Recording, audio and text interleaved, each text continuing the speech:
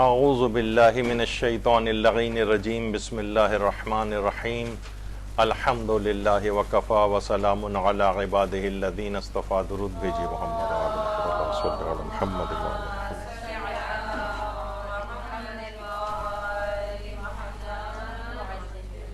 ایک عمومی ہمارا ایک رویہ ہے عام زندگی کا، اس پر بھی فقہی احکام لاگو ہوتے ہیں کہ انسان کبھی کچھ کاموں میں جلدی کرتا ہے، کچھ کاموں میں تاخیر سے کام لیتا ہے. اسلام نے اس کے بھی اصول مرتب کی ہیں، کب کن کاموں میں جلدی کرنی چاہیے، کن کاموں میں تاخیر کرنی چاہیے. یہ بھی ایک فقہی ایک الگ سے ایک زاویہ نگاہ ہے کہ چیزوں کو اس طرح سے بھی بعض اوقات دیکھا جاتا ہے. اور بہت سے ایسے مسائل اس کے اندر آ جائیں گے جو ہمارے اس عنوان کے اندر ہیں، اور یہ اسلام کے اعتبار سے اتنی اس کے اندر وسعت پائی جاتی ہے کہ ایک درس میں بھی یہ مکمل نہیں ہو سکے گا، بلکہ اس میں 2 درس لگیں گے کم سے کم، اور وہ ہے کاموں میں جلدی اور تاخیر سے متعلق فقہی اور اخلاقی احکام کیا ہیں اسلام کے. ابھی آپ دیکھیں گے کہ ہماری جو طرز زندگی ہے اس میں جن کاموں کو اسلام کہتا ہے جلدی کرنا چاہیے اس میں ہم تاخیر سے کام لیتے ہیں، جس کاموں میں اسلام کہتا ہے تاخیر سے کام لینا چاہیے اس میں ہم جلدی کرتے ہیں، اور اس طرح سے الٹا کرتے رہتے ہیں. تو وہ آج ہم اس میں اس بات کو ذکر کریں گے. دیکھیے، سب سے پہلے تو یہ ہے کہ قرآن میں خود پروردگار عالم نے یہ بات کہی کہ وَكَانَ الْإِنسَانُ عَجُولًا، کہ انسان بہت ہی جلد باز واقع ہوا ہے. یہ اس کی فطرت کے اندر ہے، کچھ ایسی جلد بازی چیزوں کے اندر جلدی کرتا ہے وہ. اور یہ بھی آیات کے اندر یہ بات آئی ہے کہ خلق الانسان من عجل سأریکم آیاتی فلا تستعجلون، یعنی انسان کچھ ایسا جلد باز واقع ہوا ہے کہ گویا جلد بازی سے ہی بنایا گیا ہے، اور میں تم لوگوں کو عنقریب اپنی نشانیاں دکھاؤں گا تو جلدی نہ کیا کرو. تو خود قرآن میں اس بات کو کہا ہے کہ انسان جو ہے ایسا بنایا گیا ہے جیسے جلد بازی سے ہی بنایا گیا ہو. تو بہرحال یہ ایک انسان کی بہرحال ایک فطرت ہے. بہت ساری چیزیں دیکھیے ہماری فطرت کے اندر جو ہے پروردگار نے عالم نے رکھی ہیں، تو اس کا کنٹرول بھی پھر آپ کو بتایا ہے. مثلا ہماری فطرت کے اندر غضب پایا جاتا ہے، ہماری فطرت میں نفسانی خواہشات پائی جاتی ہیں اور اس طرح کی چیزیں. تو بہت سے لوگ وہ کہتے ہیں نا کہ فرشتوں کو کیسے پتہ چلا تھا کہ انہوں نے کہا تھا کہ زمین پہ اگر آدم کو خلیفہ بنائے گا تو یہ زمین پہ جا کر فساد کرے گا. تو ہمارے بہت سے علماء نے یہ بات کہی ہے، خود آیت اللہ سیستانی نے بھی کہی ہے، اس بات کی تفسیر بیان کی. آیت اللہ محمد حسین طباطبائی بھی کہتے تھے کہ خلقت آدم فرشتوں کے سامنے ہوئی تھی. ان میں جن چیزوں سے ان کو بنایا جا رہا تھا اس میں قوت غضبیہ بھی رکھی گئی تھی، قوہ شہویہ بھی رکھی گئی تھی، یہ تمام چیزیں اس کے اندر تھیں، جس کا لازمی نتیجہ یہ تھا، فرشتوں نے اس سے کنکلوڈ کیا کہ یہ تو قوت غضبیہ اگر پائی جائے گی تو یہ تو فتنہ و فساد کی طرف لے جانے والی چیز ہے. یعنی اس میں بہت سے لوگ کچھ روایات کی بنا پر یہ بات کہتے ہیں کہ اس سے پہلے 70 آدموں کا سلسلہ تھا اور وہ آپس میں کشت و خون کر چکے تھے، لیکن وہ اتنی معتبر روایات نہیں ہیں. آیت اللہ سیستانی نے بھی یہ بات کہی اپنے استفتاء میں، آیت اللہ طباطبائی نے بھی یہ بات کہی کہ وہ اس وجہ سے کہ جیسے کہا جائے بھائی اس فلاں چیز کے اندر یہ فلیمیبل ہے، مثلا جس طرح کہا جاتا ہے نا، یعنی معلوم ہے کہ اس کے اندر مثلا پیٹرول ملایا گیا تو نتیجہ ہی نکلے گا کہ یہ کمبسٹیبل یا یہ جلنے والی چیز بھی ہوگی. تو اس سے انہوں نے نتیجہ نکالا تھا. تو بہرحال یہ ہے کہ انسان میں اگرچہ اس نے عجلت رکھی ہے فطرت میں کہ انسان جلد باز ہے، لیکن اس کو کنٹرول کرنے کے طریقے بھی بتائے ہیں. قوت غضبیہ رکھی گئی ہے تو اس کو کنٹرول کرنے کے اسلام نے طریقے بھی بتائے ہیں. تو یہ سب چیزیں ہیں. اچھا، ایک جملہ ایک مشہور ہے، جلدی کا کام شیطان کا، آپ نے سنا ہوگا. اچھا، بہت سے ہمارے محاورے ایسے ہیں کہ جو بہرحال قرآن و احادیث سے ماخوذ ہیں. تو یہ بھی اصل میں ایک حدیث سے ہے، العنات من اللہ والعجلۃ من الشیطان، یا التعنی من اللہ والعجلۃ من الشیطان، یعنی ٹھہراؤ، چیزوں کو آہستہ آہستہ کرنا، آرام آرام سے کرنا، یہ اللہ کی جانب سے ہوتا ہے، اور عجلت اور جلد بازی شیطان کی جانب سے. تو اسی وجہ سے اس سے ایک محاورہ بنا کہ جلدی کا کام شیطان کا. تو یہ بہرحال یہ اللہ کی طرف سے اگر کوئی آدمی ایک اپنے کاموں کو ٹھہراؤ کے ساتھ آہستہ آہستہ سمجھداری کے ساتھ انجام دیتا ہے، جلد بازی نہیں کرتا، تو یہ اللہ کی طرف سے. اچھا، مزے کی بات یہ ہے کہ شیطان خود جلد باز نہیں. یعنی یہ پورا ٹائم اپنا لیتا ہے، یہ کوئی جلد بازی نہیں کرتا. آپ کو یاد ہوگا شاید آپ ہی کی پہلی کلاس تھی، میں نے اس میں بات بتائی تھی کہ جب فرعون نے دعوی خدائی کرنا چاہا تھا تو اس کے چالاک وزیر حامان نے کہا تھا کہ آپ ابھی فی الحال جو ہے وہ دعوی خدائی نہ کرنا، کیونکہ اگر ابھی کیا تو کوئی نہیں مانے گا. ایسا کرو 50 سال تک کے لیے تمام تعلیمی ادارے بند کر دو، جب پوری قوم جاہل رہ جائے گی پھر تم دعوی خدائی کرنا، لوگ آرام سے مان لیں گے. اس نے فرعون نے یہی کیا، سارے تعلیمی ادارے بند کر دیے. اور اس کے بعد جب 50 سال کا عرصہ گزر گیا اور پوری کی پوری 2 نسلیں تقریباً جو ہے وہ تیار ہو گئیں جہالت والی، تو اس نے دعوی خدائی کیا تو لوگوں نے آرام سے مان لیا. تو شیطان کو کوئی جلد بازی نہیں ہے، وہ آرام سے تاک لگا کے بیٹھا ہوتا ہے. اور یہی وجہ ہے کہ آیت اللہ شیخ حسین وحید خراسانی ماشاء اللہ سے تقریباً 105 سال سے بھی متجاوز عمر ہو گئی ہے ان کی، اور ابھی تک اب تو خیر درس خارج ان کا موقوف ہو گیا ہے، صحت اتنی اچھی نہیں رہتی ہے، لیکن بہرحال یہ اپنے طالب علموں کو بھی یہ بات کہتے ہیں، اپنے درسوں میں بھی یہ بات بیان کرتے تھے کہ یہی والی بات کہ دیکھیے شیطان کو نا کوئی جلدی نہیں ہے. جب بھی دینی طالب علم کوئی دینی درسگاہ کو جوائن کرتا ہے یا اور کسی کے لیے بھی، تو شیطان اس کو بالکل ایسے ہی چھوڑ دیتا ہے، حتیٰ کہ وسوسہ تک پیدا نہیں کرتا. آپ دیکھتے ہیں نا کہ مثلا آتا ہے دینی طالب علم اور وہاں جو پڑھنے جاتے ہیں ان کے ساتھ بھی یہی ہے کہ جب جا رہے ہیں تو جناب دعائیں بھی پڑھ رہے ہیں اور اذکار بھی پڑھ رہے ہیں اور نماز شب بھی پڑھ رہے ہیں اور گریہ وزاری بھی ہو رہی ہے اور زیارات بھی ہو رہی ہیں اور علم بھی حاصل کیا جا رہا ہے، اور بالکل ایک روحانی ماحول ہوتا ہے، کیونکہ شیطان اس میں وسوسہ تک نہیں ڈالتا. اور جب کئی سال ایسے گزر جاتے ہیں تو پھر اچانک سے، ظاہر ہے جب کئی سال ایسے گزر جائیں تو آدمی لاپرواہ ہو جاتا ہے کہ نہیں مجھے تو کوئی ایسا مسئلہ ہی نہیں، اور شیطان اس کے بعد پھر ایسا اس کو دھوبی پاٹ لگاتا ہے، یہ میرے اپنے الفاظ ہیں، انہوں نے نہیں کہے تھے، کہ بہرحال وہ بالکل بے بس ہو جاتا ہے اور شیطان کے ہاتھوں میں ناچنے لگتا ہے. جب بھی وہ کہتے تھے کہ اصل قہرمان یا پہلوان وہ نہیں ہے جو حوض علمیہ میں جب آئے تو پورے اخلاص کے ساتھ آئے، وہ تو سبھی آتے ہیں، اصل یہ کہ جب حوض علمیہ سے جائے واپس اپنے وطن جائے یا تعلیم مکمل کرے اس وقت وہ اخلاص کے ساتھ ہو. تو عام طور پر یہ بات اکثر الٹی ہو جاتی ہے، کہا جاتا ہے نا کہ حج پر جانے والوں کو تو اعتبار کرنا ہے، واپس آنے والوں کا اعتبار نہ کرنا. جب جاتا ہے تو ہر ایک سے معافیاں مانگ رہا ہے اور جو ہے رو رہا ہے، گڑ گڑا رہا ہے اور سب کچھ ہے، اور وہاں سے واپس مونچھوں پہ تاؤ دیتا ہوا آتا ہے کہ اب تو میں بالکل ہی جنتی ہو گیا ہوں، اس کے بعد جو چاہے کروں. تو لوگ بگڑ کے واپس آتے ہیں. تو بہرحال وہ یہ کہتے تھے شیطان کو کوئی جلدی نہیں ہے، یہ 20-20 سال انتظار کرے گا، 30-30 سال بھی انتظار کرے گا، اور جب آپ بالکل غافل ہو جائیں گے آپ پر اچانک سے حملہ آور ہوگا. شیطان جلد باز نہیں ہے، وہ آپ کو جلد بازی میں مبتلا کرتا ہے لیکن خود جلدی نہیں کرتا ہے. تو شیطان کی یہ والے ہتھیار سے بھی انسان کو چاہیے کہ وہ ہوشیار رہنا چاہیے. یہی وجہ ہے کہ ایک چیز کہلاتی ہے استدراج. استدراج کہتے ہیں یعنی عام الفاظ میں ہم اسے کہیں ڈھیل دینا. بہت سے لوگ کتنا پریشان ہوتے ہیں کہ بھئی وہ دیکھیے اتنا بڑا گناہ گار ہے اور اتنا بڑا رشوت خور ہے، وہ اتنا کرپٹ آدمی ہے، اتنی دولت ہے، کتنی عیش و آرام کے ساتھ زندگی گزارا ہے. یہ استدراج کہلاتا ہے. لوگ جو ہیں ان کو ڈھیل دی جاتی ہے، پھر اچانک سے گرفتار کیا جاتا ہے. جب بھی ہمارے امام حسین علیہ الصلوۃ والسلام اللہم صل علی محمد وعلی محمد، وہ فرماتے ہیں کہ اللہ کے عذاب کی ایک شکل ہے استدراج، یعنی اللہ اس کو اپنے بندے کو نعمتوں پر نعمتیں دیتا چلا جائے اور پھر اس سے شکر کی توفیق چھین لیتا ہے. ایک استدراج یعنی ایک عذاب کی کیفیت یہ بھی ہے.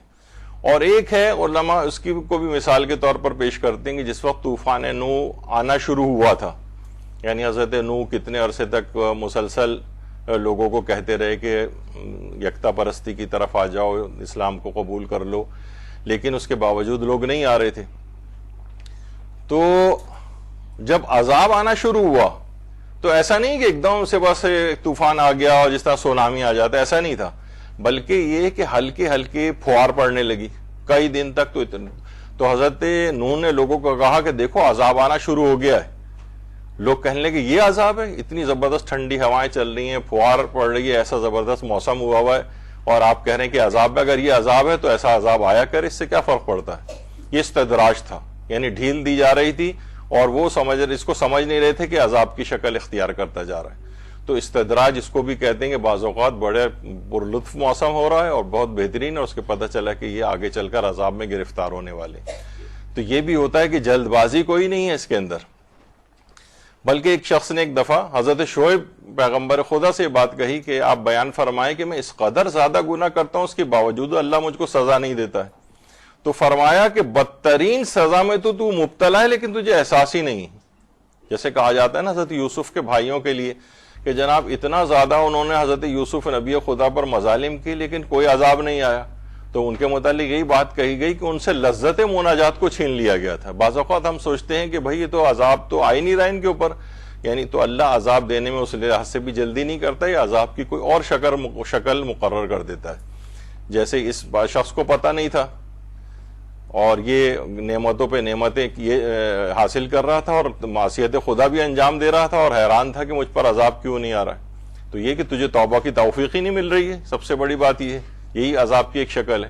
حضرت یوسف کے بھائیوں سے لذت مناجات چھین لی. اب جیسے ہمارے ساتھ بھی ہوتا ہے، گناہ گار ہیں، نمازوں کے اندر دل نہیں لگتا ہے. کہا جاتا ہے نا کہ کسی بھی شخص کی اگر دینداری چیک کرنی ہے اس کو اپنے اندر، تو یہ دیکھے کہ اس کا نماز میں کتنا دل لگتا ہے. اگر نماز میں اس کا دل نہیں لگ رہا ہے، باقی ہر چیزوں میں لگ رہا ہے، تو سمجھ جائے کہ اسی قدر اس کی دینداری کم ہے اس کے اندر. تو اس کو احساس ہی نہیں ہوتا کہ میں ایک عذاب کے اندر مبتلا ہوں. تو عذاب دینے میں اللہ اس لحاظ سے جلدی نہیں کرتا ہے اور ایک استدراج کے اندر اس کو مبتلا کرتا ہے، جو تدریجاً یعنی عذاب کی طرف جا رہا ہوتا ہے، ڈھیل دی جا رہی ہوتی ہے. یہ بھی عذاب کی ایک شکل ہے. تو یہاں یہ کہ شیطان کو بھی جلدی نہیں ہے لیکن اللہ کو بھی بعض اوقات جلدی نہیں ہوتی ہے اور وہ اس طرح سے ڈھیل دیتا ہے لوگوں کو. یا مثلاً چھٹے امام جعفر صادق علیہ السلام سے پوچھا گیا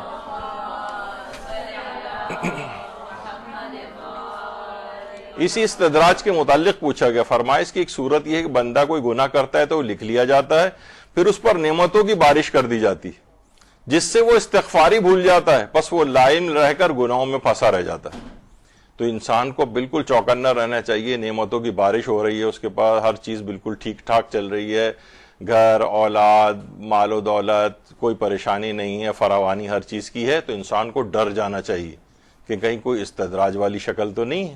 اپنے گناہوں کو اور اعمال کو اس کو چیک کرتے رہنا چاہیے. اور یہ بھی روایات کے اندر یہ بات آئی ہے، آیت قرآنی ہے سورہ مریم کی کہ آپ کہہ دیجئے کہ جو شخص گمراہی میں پڑا رہے گا خدا اسے اور ڈھیل دیتا رہے گا. یہ دیکھیے وہ استدراج ہے.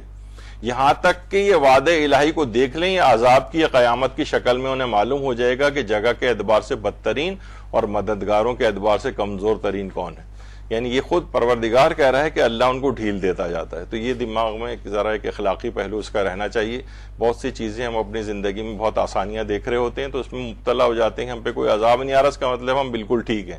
نہیں، ممکن ہے کہ ڈھیل دی جا رہی ہو. اچھا، بہت سی چیزیں ایسی ہیں زمین و آسمان کا، جیسے کہا جاتا ہے 7 دن، یا ویسے قرآن کے اندر بھی جو آیا ہے، آیت اللہ ناصر مکارم شیرازی نے بھی لکھا ہے کہ 6 دن میں زمین بنائی گئی ہے مثلا. تو بھائی اللہ تو کن بھی کہہ سکتا تھا، یہ کن کہتا یا فقط ارادہ کرتا 1 سیکنڈ کے اندر دنیا بن جاتی.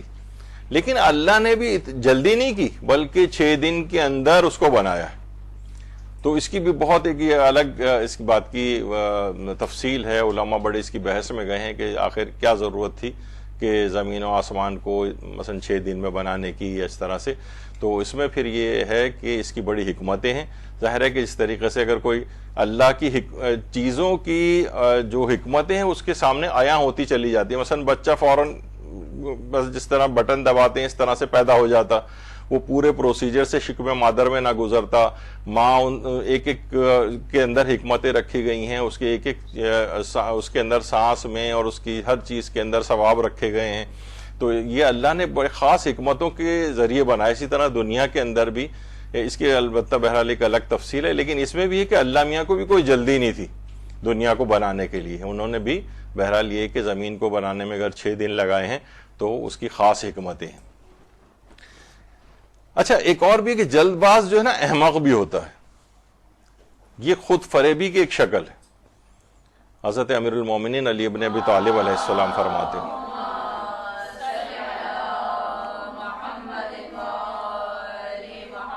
یعنی حماقت آمیز کام ہے. کتنے ہی کام ایسے ہیں کہ جو انسان جلد بازی میں کرتا ہے تو اس کو پھر شرمندگی اٹھانی پڑتی ہے اس کو ہمیشہ. جب اسی وجہ سے یہ بات بھی کہی گئی ہے حضرت امیر نے کہ امکان پیدا ہونے سے پہلے کسی کام میں جلد بازی کرنا اور فرصت پہنچنے پر دیر کرنا حماقت. یعنی جب رائٹ ٹائم آ جائے تو اس وقت اگر آپ اقدام نہیں کریں گے تو یہ آپ کی حماقت ہے. اور ایک کام کا بھی وقت آیا ہی نہیں ہے اور آپ اس کام کو کرنے جلد بازی میں کرنے جائیں گے تو یہ حماقت کی ایک دلیل ہے. جلد بازی میں انسان یعنی ابھی صحیح ٹائم نہیں آیا اس کا اور آپ نے ایسا اقدام کر لیا, آپ کو ندامت اٹھانی پڑے گی اس سلسلے میں. تو بہرحال اجلت میں کاموں کو انجام دینا یہ اسلام کے اندر اس کو پسندیدہ نہیں سمجھا گیا ہے, شیطانی عمل سمجھا گیا ہے. ابھی آگے چل کر اس کی تمام مثالیں آپ کی خدمت میں آئیں گی. اسی وجہ سے جلد بازی کو ام الندامت کہا جاتا ہے, یعنی ندامتوں کی ماں, تمام پشیمانیوں کی ماں. یعنی جو انسان جن کاموں سے شرمندہ اور پشیمان ہوتا ہے اس کی ماں جو ہے وہ عجلت ہے, جلد بازی. حضرت امیر یہ جملے بھی ارشاد فرماتے ہیں, میزان الحکمہ میں بھی ہے, درود بھیجیے محمد و آل محمد صلی اللہ علیہ محمد و آل محمد. فرماتے ہیں کہ سب سے زیادہ ندامت اور ملامتوں کا سامنا جلد باز اور بے پرواہ انسان کو کرنا پڑتا ہے, اور اسے ہوش اس وقت آتا ہے جب پانی سر سے اونچا ہو چکا ہوتا ہے.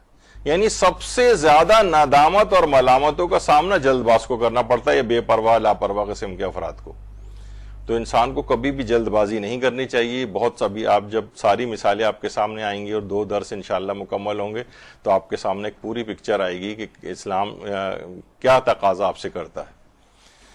ہاں, کچھ چیزوں میں جلد بازی کرنا بہت اچھا ہے, مثلا نیک کاموں میں جلد بازی کرنا, نیک کاموں میں.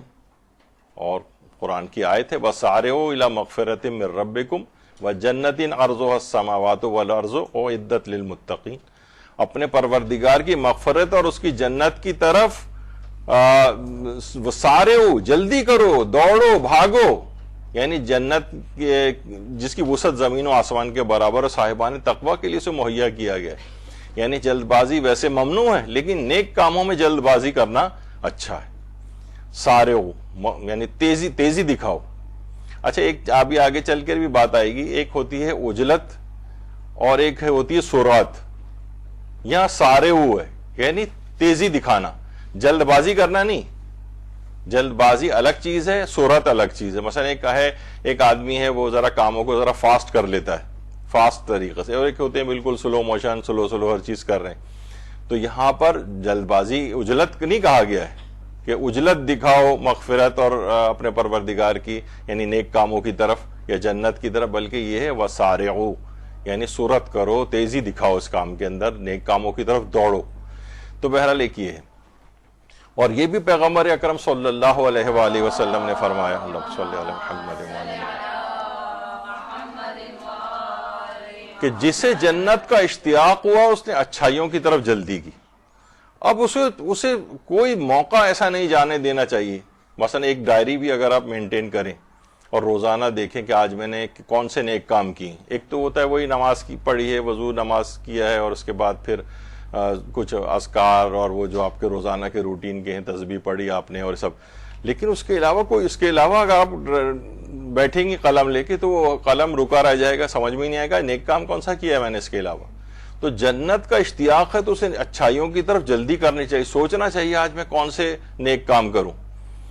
تو یہ ایک ہے. اور اسی طریقے سے یہ بھی ہے روایت میں حضرت امیر فرماتے ہیں کہ ہاتھ لگے موقع سے استفادہ کرو قبل اس کے کہ تمہارے ہاتھ سے نکل کر تمہارے رنج و غم کا باعث بن جائے. یہ نیکی کا جب کوئی موقع آ جائے تو فوراً اس کام کو کر ڈالو, یعنی تاخیر میں نہ ڈالو. یہاں اسلام کہتا ہے تاخیر نہیں کرو, فوراً کر لو.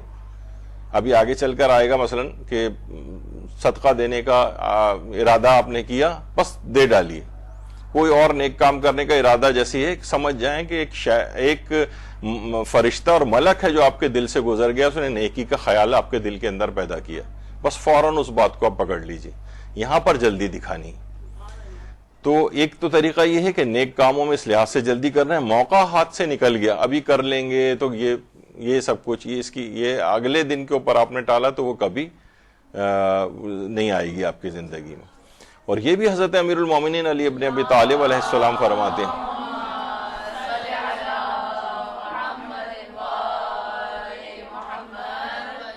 موت اور روح نکلنے سے پہلے اچھے کاموں میں جلدی کرو، یعنی اس سے پہلے کہ ٹائم نکل جائے اور آپ صرف سوچتے رہ جائیں. بعض اوقات یہ ہوتا ہے نا انسان کی زندگی سوچتے ہوئے گزر جاتی ہے.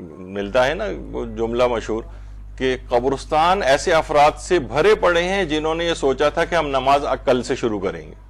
ایسے افرادوں سے بھرے پڑے، یہ اب ہم کل کر لیں گے، اگلے سال حج پر چلے جائیں گے، اس سال حج پہ جا سکتے ہیں، ٹال دیا. کیا پتہ کہ آپ زندہ رہیں یا نہ رہیں، کیا پتہ کہ کیا ایسی چیز ہو جائے، عالمی حالات خراب ہو جائیں، حج پہ جانے پابندی لگ جائے، خب معاذ اللہ. بہت سی چیزیں ہوتی ہیں ہم دنیا میں دیکھتے ہیں. تو موت اور روح کے نکلنے سے پہلے اچھے کاموں میں جلدی کرو، تیز رفتاری دکھاؤ. بس جیسی آپ کے پاس امکان پیدا ہو جائے، خیال پیدا ہو جائے، کام آپ کر ڈالی. دیر لگائی تو ہاتھ سے معاملہ نکل جائے گا. اور یہ بھی فرمائے کہ اللہ اس شخص پر رحم کرے جو یہ جان لے کہ اس کی ہر سانس موت کی طرف ایک قدم ہے، پس نیک اعمال انجام دینے میں جلدی کر کے وہ اپنی امیدوں کو کم کرے. نیک کام کرتے جاؤ، جتنی امیدیں اب یہ کر لیں، اب وہ کر لیں، اب وہ کر لیں، اب وہ کر لیں، اسی میں بالآخر وہ فرشتہ اجل آ جائے گا. پھر اس کے بعد کوئی کام کرنے کا آپ کو موقع نہیں ملے گا. یہ لمیٹڈ ٹائم ہے ہر شخص کے پاس، بس اسی کے اندر اس کو آخرت کی زندگی کا دار و مدار ہے. تو نیک کاموں میں جلدی کرنی چاہیے. اور یہ بھی فرمایا حضرت امیر نے کہ حاجت مند کی حاجت روائی کو کل پہ مت ٹالو، کیونکہ تمہیں پتہ نہیں کہ کل تمہارے ساتھ کیا ہونا ہے یا کیا پیش آنا ہے. کل پہ مت ڈالو کہ اب کل کر لیں گے، اچھا ابھی آئندہ نہیں. آج یہی ہے آپ کے پاس آج کا دن، کل کا کوئی بھروسہ کسی کے پاس بھی نہیں. کتنے نوجوانوں کے متعلق جو ہے ہمیں آتی رہتی خبریں. ہمیں خاص طور پر ہمارے انچولی میں جو میتیں آتی ہیں، میں ضرور ان کے حال احوال اور وہ یہاں پہ جو افراد ہوتے ہیں ان سے دریافت کرتا ہوں. پتہ چلا آج یہ 18 سال کا لڑکا آیا ہوا ہے، آج 19 سال کی میت آئی ہوئی ہے، آج 20 سال کی آئی ہوئی ہے. یعنی کوئی لگتا ہی نہیں کہ یعنی امکان ہی نہیں تھا، اور وہ جو ہے آج دنیا سے چلا گیا جو سوچے بیٹھا تھا کہ میں آرام سے جو ہے وہ نمازیں شروع کروں گا بعد میں. تو جو بھی نیکی کا انجام دینا ہے، حاجت روائی کسی کی کرنی، کل پہ مت ٹالو، آج ہی کر دو اس کو. چھٹے امام جعفر صادق علیہ السلام فرماتے تھے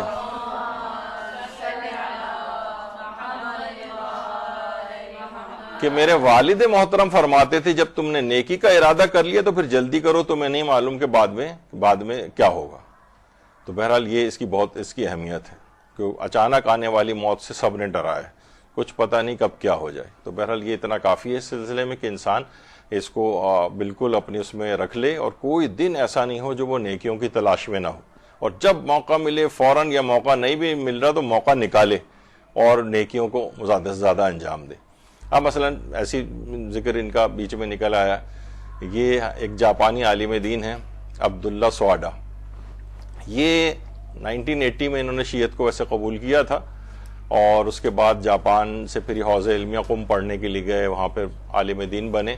اور ایک کام انہوں نے بہرحال ایسا کیا، دیکھیے اسی زندگی سے فرصت سے فائدہ اٹھایا، اور ایک کام ایسا کیا کہ ساری دنیا رہتی دنیا تک وہ اب ان کے لیے ثواب جاریہ کا باعث بنے گا. انہوں نے قرآن مجید کا جاپانی زبان میں ترجمہ کر دیا. تو بہرحال یہ دیکھیے نا، ہر شخص کے پاس جو بھی ہو، یعنی بہرحال ایک بڑا کام تھا، انہوں نے ایک بیڑا اٹھایا اس کے اندر. اب کیا ہے، ایک کام کی ابتدا کی، اب ساری زندگی، اب یہ ظاہر ہر شخص کو دنیا سے جانا ہے، ان کو بھی چلے جانا ہے، لیکن کیا ہے کہ یہ ہمیشہ کے لیے جب تک دنیا رہے گی آباد اور لوگ اس سے استفادہ کرتے رہیں گے، ان کا نامہ اعمال مستقل کھلا رہے گا. تو انسان کو چاہیے کہ نیکیاں بھی ویسے تو ہر نیکی جو بھی ملے وہ کر لینے کی کوشش کرنی چاہیے، لیکن ثواب جاریہ والی نیکیاں جو ہے نا، وہ انسان کو چاہیے کہ وہ پکڑ کے رکھے. ایک بزنس مین والا طریقہ کار انسان کو دیکھ کہ کہاں پر پروفٹ زیادہ ہے، کہاں پہ کم محنت سے بھی زیادہ پروفٹ مل سکتا ہے، یا لوگ جس طریقے سے ایک لیزی اپروچ ہوتی ہے بہرحال کہ بینک میں انہوں نے رکھوا دیا اور مستقل اس سے وہاں سے پروفٹ آتا جا رہا ہے. تو بہرحال یہ ایک بزنس مین والی سوچ جو ہے وہ ہونی چاہیے کہ کہاں سے زیادہ ہمیں ثواب ملے. تو اچھا، جو عبادات جن میں جلدی کرنا بہت قابل تعریف ہے، ویسے تو جلدی کا کام شیطان کا ہے، لیکن کچھ عبادات ایسی ہیں جن میں جلدی، ایک تو یہ بھی آپ نے سنا کہ ہر نیکی کے کام میں جلدی کرنی چاہیے، توبہ میں جلدی کرنی چاہیے. آج مثلا اگر آپ سے ایک گناہ ہو گیا، ابھی فوراً اسی وقت توبہ کریں، کیونکہ توبہ کے متعلق یہ حکم ہے کہ توبہ واجب فوری. اس میں ٹائم نہیں ہے کہ بھائی آرام سے توبہ کر لیں گے، اور نہیں، توبہ واجب فوری. کیونکہ ہمارے ہاں اس لحاظ سے اس کی دو اقسام، ایک واجب فوری کہلاتا ہے، ایک واجب موسع کہلاتا ہے۔ یہاں پر اصطلاحات توضیح المسائل کی تقریباً 10-12 کلاسز ہو چکی ہیں، آپ انٹرنیٹ پہ جا کے اس کو سرچ کر سکتے ہیں، یعنی 12 کلاسز کے اندر جتنی توضیح المسائل میں ٹرمینالوجی اصطلاحات استعمال ہوئی ہیں اس کو مثالوں کے ساتھ جو ہے بیان کیا گیا۔ تو وہاں پر بھی یہ بات آئی تھی، واجب فوری اس کی بھی مثالیں آئی تھیں، واجب موسع یعنی جس میں وسعت دی گئی ہے، مثلا قضا نماز ہے جیسے، اس کو پڑھنا بھی واجب ہے لیکن اس میں وسعت ہے، یہ نہیں کہ آج ہی پڑھیں، کل پڑھیں، پرسوں پڑھیں، بس اتنی تاخیر نہ کریں کہ آپ کو لاپرواہی کرنے والا شمار کیا جائے، یعنی اس میں وسعت دی گئی۔ لیکن کچھ چیزیں واجب فوری، ان میں ایک توبہ بھی، یعنی فوراً جیسے ہی آپ سے کوئی گناہ ہو جائے اور ذرا سے بھی آپ اگر متوجہ ہیں آپ پر واجب ہے کہ فوراً اسی وقت توبہ کر لیں، کچھ پتہ نہیں کہ اگلے لمحات کا۔ تو اس لحاظ سے ایسا نہ ہو کہ دنیا سے انسان بغیر توبہ کیے اس انداز سے چلا جائے۔ یہی وجہ ہے کہ حضرت امیر المومنین علیہ الصلوۃ والسلام فرماتے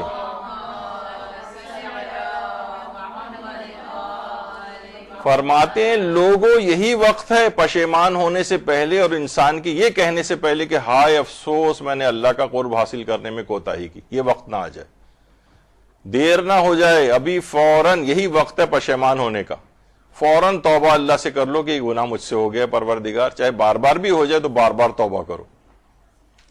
تو بہرحال دیکھیے توبہ کے لحاظ سے بھی یہ بات کہی جاتی ہے کہ توبہ کی تعریف یہ کی جاتی کہ زمانے ماضی کے لحاظ سے اس فعل پر ندامت ہو، زمانے حال میں اس فعل کو ترک کیا جائے، اور زمانے مستقبل کے لحاظ سے اس فعل کے نہ کرنے کا عزم بالجزم ہو۔ بہت مشکل تعریف ہو گئی، یعنی مقصد ہے کہ پچھلا جو ہو گیا اس کے اوپر آپ ندامت کا اظہار کریں اور آج بھی اس کام کو نہ کریں، اور آئندہ بھی پورا یقین ہو کہ میں اس کام کو، یعنی ارادہ کیا ہوا آپ نے کہ میں اس کام کو دوبارہ نہیں کروں گی۔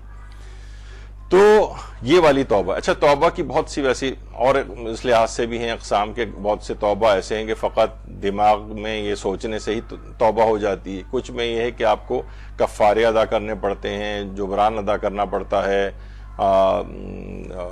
اس کے کچھ مالی معاوضہ ادا کرنا پڑتا ہے، قضا نمازیں اگر ہیں تو ان کو انجام دینا ہوتا ہے، یعنی اس کی یہ صرف اس میں یہ نہیں کہ زبانی آپ کہہ دیں کہ جناب بس ٹھیک ہے میں نے توبہ کر لی ہے تو اب آئندہ کوئی نماز قضا نہیں کروں گی، نہیں، جتنی قضا ہے ان سب کو انجام دینا پڑے گا، تو اس کی بھی الگ ایک وہ ہے۔ تو بہرحال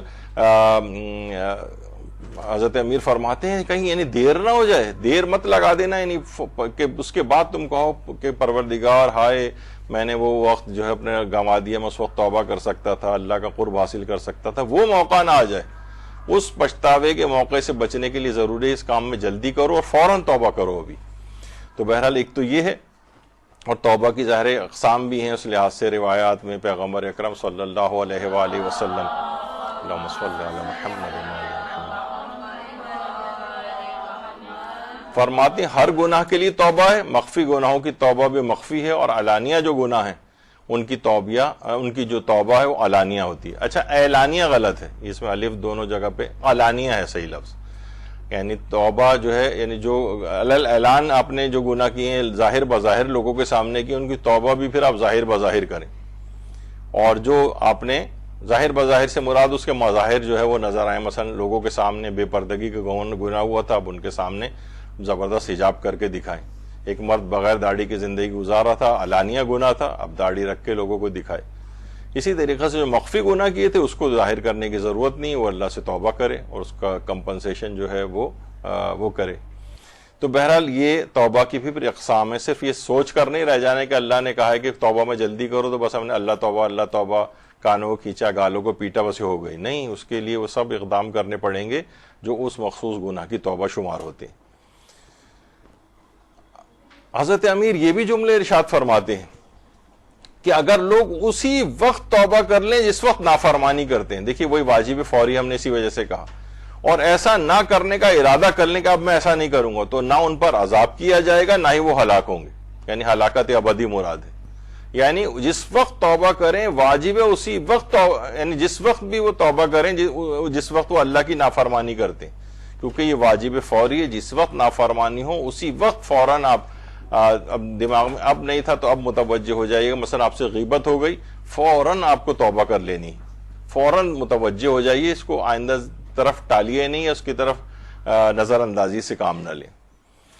اور یہ بھی فرمایا مولا نے کہ جو شخص توبہ کے بارے میں ٹال مٹول سے کام لے کر اپنے آپ کو دھوکہ دے رہا ہے اس پر موت کے اچانک حملے کا زیادہ خطرہ ہوتا ہے. اچانک سے موت اس کے اوپر حملہ آور ہوگی اور اس کو توبہ کا ٹائم بھی نہیں ملے گا. ٹال مٹول بالکل کام نہ لو, اور جس وقت گناہ ہو جائے توبہ واجب فوری ہے, فوراً جلدی کرو. یہ وہ موقع ہے جہاں جلدی بہت پسندیدہ ہے, بلکہ جلدی کرنا واجب ہے. کچھ پتہ نہیں, بلکہ موت کے زیادہ خطرے کی طرف تم جا رہے ہو اگر تم نے توبہ نہیں کی, اور توبہ اگر کر لو گے تو اور عمر کے اندر وسعت ہوتی. یہ ہے اس کے اندر. یہی وجہ ہے کہ اپنے پروردگار کے حضور پیغمبر اکرم صلی اللہ علیہ وآلہ وسلم, اللہم صلی علی محمد وعلی کہ اللہ کے حضور توبہ کرو قبل اس کے کہ تم مر جاؤ, پاکیزہ اعمال کی کوشش کرو قبل اس کے کہ گرفتاری میں پڑو. یعنی جب کسی پریشانی میں تم ان کے سبب مبتلا ہو جاؤ گے, ان گناہوں کے سبب, کیا بہتر نہیں تھا کہ تم توبہ کر کے اس گناہ کو معاف کروا لیتے تاکہ اس پریشانی میں بھی نہ پڑتے. اور مرنے سے پہلے ہمیشہ پاکیزی کی حالت میں تاکہ آپ کی موت آئے, موت فوراً تو گناہوں کے بعد واجب فوری ہے توبہ کرنا. اور ایک اور چیز بھی بتائی گئی ہے بڑی اچھی, مولا امیر المومنین علی ابن ابی طالب علیہ الصلوۃ والسلام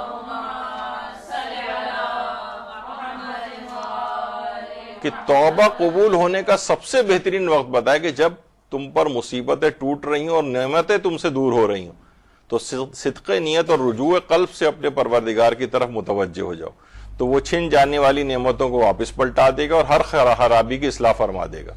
یعنی جس وقت واقعی انسان بہت پریشانیوں کے عالم میں ہوتا ہے اس وقت, اور نعمتیں اس سے دور ہو رہی ہیں, اس وقت وہ بہترین موقع ہے صدق نیت, خلوص نیت سے اپنے گناہوں کی توبہ کرنے کا. بلکہ ایک چیز اور بھی علماء کہتے ہیں کہ بہت سے گناہ ایسے ہیں کہ دیکھیے جن کے اثرات نسلوں میں ظاہر ہوتے ہیں, تو اپنے جو پرانے آباء و اجداد اس سے پہلے گزر چکے ہیں ان سے اگر کچھ گناہ ایسے ہوئے ہیں تو ان کے لیے بھی استغفار الگ سے کرنا چاہیے کہ یہ استغفار ان کی طرف سے میں انجام دے رہا ہوں, ان کی نیابت میں انجام دے رہا ہوں, یہ دے رہی ہوں تاکہ ان پر سے وہ چیزیں ہٹ جائیں. تو اس کے جو اثرات ہم تک پہنچ رہے تھے, نسلوں تک بھی بہت سے گناہوں کے اثرات پہنچتے ہیں, وہ ہٹ جائیں تاکہ ان مشکلات سے ہم باہر نکلیں.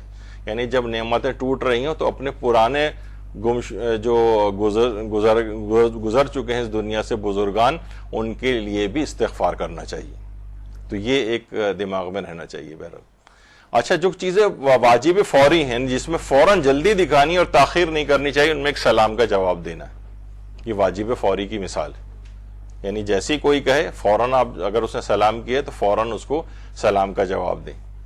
یہ نہیں کہ بہت تاخیر کر رہے ہیں کہ وہ اس کا جواب سلام شمار ہی نہیں کیا جا رہا, اتنی تاخیر نہیں کر سکتے. سلام کا جواب دینا واجب فوری. وصیت کے اوپر عمل کرنا واجب فوری. بہت سے لوگ وصیت میں ٹالتے رہتے ہیں, محروم وصیت کر کے گئے, ٹھیک ہے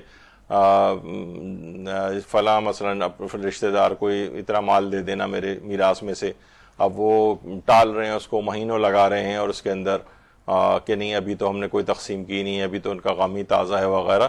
تو وصیت کے اوپر عمل کرنا یہ بالکل ناجائز ہے, اور اس میں واجب فوری ہے کہ اس کے اوپر عمل کیا جائے.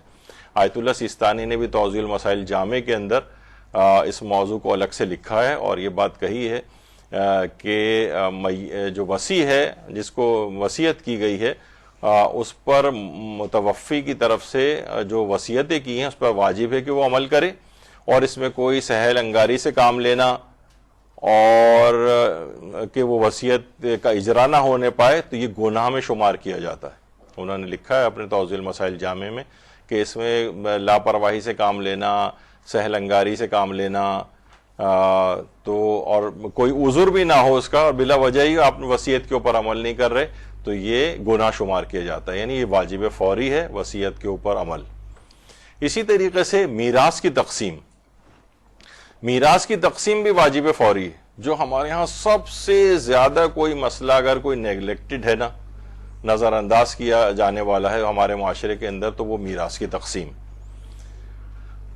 جیسے ہی یعنی اس میں اتنی, اور خاص طور پہ اور زیادہ پرابلم والی چیز اس وقت ہو جاتی ہے جب ورثہ میں کوئی ایک بھی مثلا نابالغ ہو, تو اور بہت زیادہ. اچھا, زیادہ تر یہ کوشش کرنی چاہیے کہ بہرحال جو اگر مثلا ورثہ میں سب بالغ ہیں تو سب اگر اسی طریقے سے اس میں کوئی سیٹ اپ میں تبدیلی نہیں چاہ رہے ہیں جو ویسے تقسیم ہے. مثلا مکانوں کا ایک مسئلہ ہوتا ہے, 4-5 لوگ ساتھ رہ رہے ہیں, فیملیز ایک گھر کے اندر. اب سب لوگوں کو اگر حصہ دے بھی دیا جائے گا تو کوئی بھی اتنا پیسہ نہیں ہوگا کہ سب لوگ اس سے الگ الگ مکان جا کر خریدیں. تو بہرحال وہ کہتے ہیں کہ بس ٹھیک ہے, ہماری آپس میں انڈرسٹینڈنگ ہو گئی ہے تو ہم جیسے رہ رہے ہیں ویسے ہی رہتے ہیں. تو سب کیونکہ راضی ہو گئے تو پھر کوئی حرج نہیں. لیکن اگر کوئی ایک بھی اگر راضی نہیں ہو رہا ہے اس میں سے, باقی راضی ہیں, تو سب لوگ یا تو اس کو راضی کریں یا اس کا جتنا حصہ ہے وہ سب لوگ کنٹریبیوٹ کر کے اس کو دیں کہ وہ الگ کہیں چلا جائے مثلا اپنے پیسے کو لے کر. اس میں یہ نہیں کر سکتے کہ بھئی یہ جو لڑکا ہے یہ 20 سال کا, اس کو اگر ہم نے حصہ دے دیا تو یہ سارا اڑا دے گا. یہ وہ سب وہ الگ پہلو ہیں, وہ اس کا سمجھانے بجھانے کا کام. لیکن یہ کہ بہرحال میراث کی تقسیم کے بعد یعنی مرنے کے بعد میراث کی جو تقسیم ہے مرحوم کی وہ فوراً واجب فوری. اس میں اگر سب ورثہ راضی ہیں تو پھر تاخیر کی جا سکتی ہے, لیکن اگر ورثہ راضی نہیں ہیں تو پھر اس کی تقسیم جو ہے وہ ضروری ہو جاتی. تو یہ واجب فوری کی مثال ہے جو ہم دیکھتے ہیں کہ جو کام جلدی ہونے چاہیے یہ اس کو خوب تاخیر میں ڈالا جاتا ہے.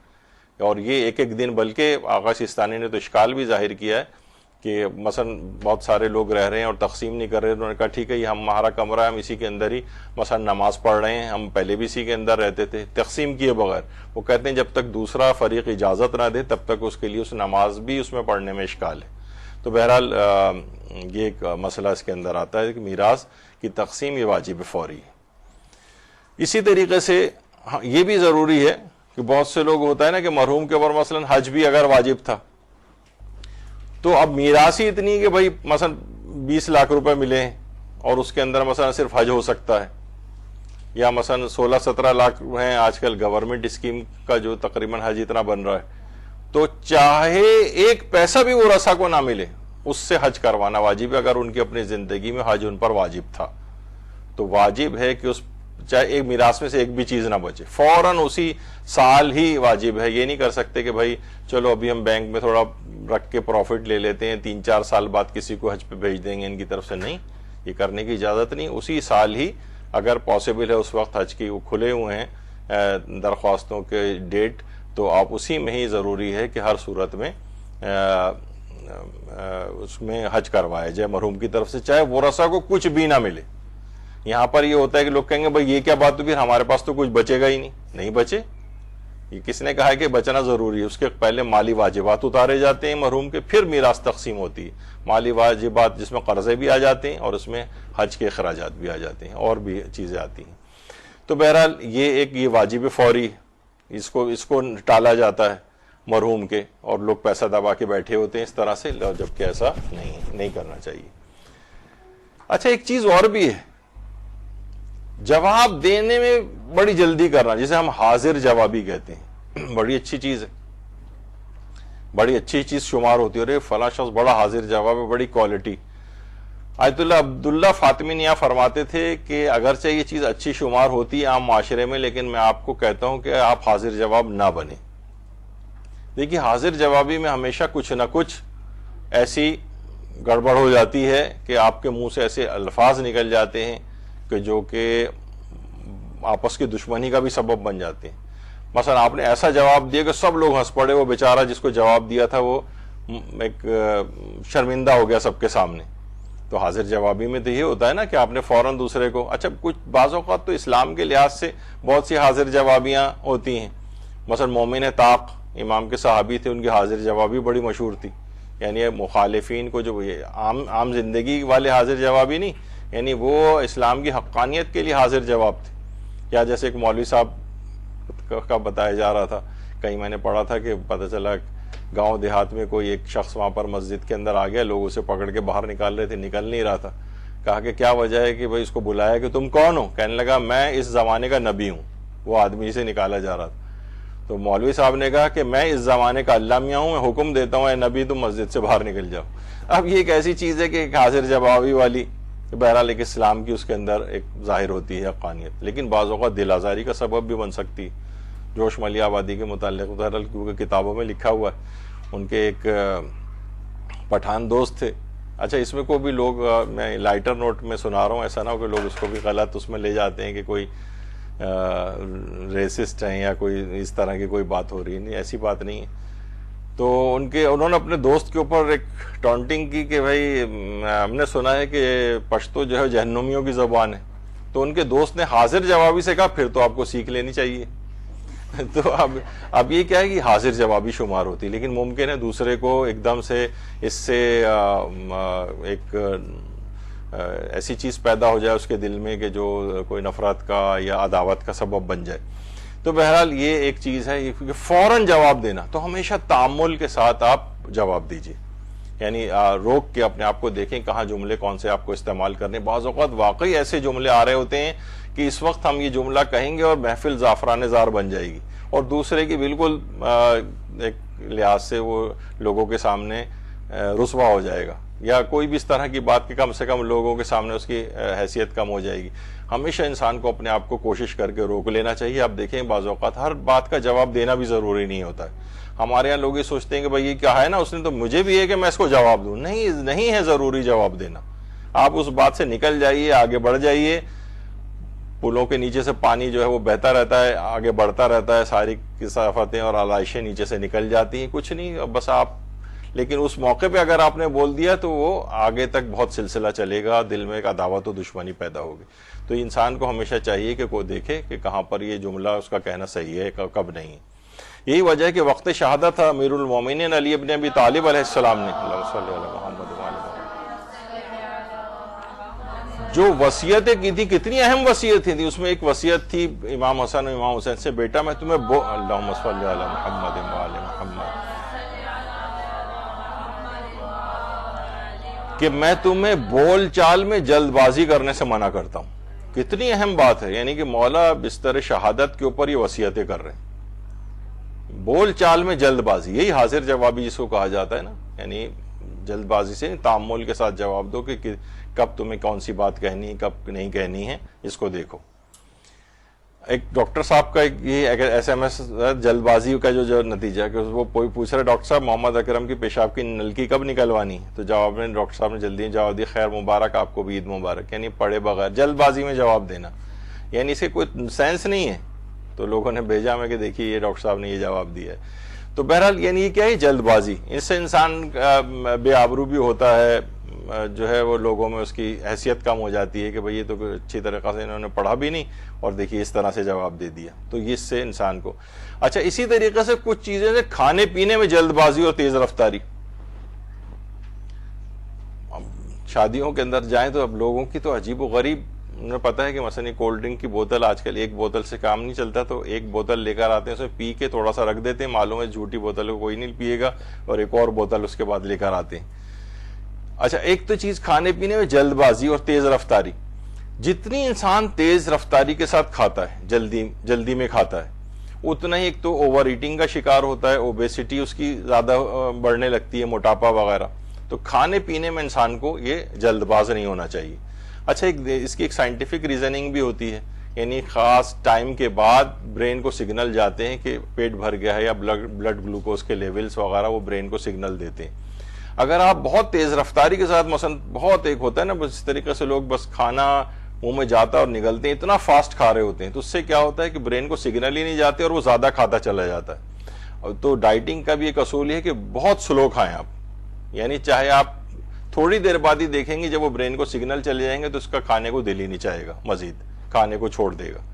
تو کھانے پینے میں بھی ایک ہے کہ اسلام نے اس کو اس لحاظ سے پسند نہیں کیا ہے کہ بہت تیز رفتاری کے ساتھ انسان کھائے، بہت زیادہ کھائے، جب بہت زیادہ پرخوری کی بھی مذمت جو ہے وہ کی گئی ہے. تو اس سے آپ کی صحت کے لحاظ سے بھی نقصانات ہیں، یا عمومی زندگی میں جلد بازیاں ہیں. دیکھیے ہم وہ کر رہے ہیں نا کہ بہت سارے معاشرتی پہلو ہیں، دینی پہلو ہیں، کب جلدی کرنی چاہیے، کب تاخیر کرنی چاہیے. تو یہ کام جس کے اندر اس کو ذرا آہستہ آہستہ کرنا چاہیے.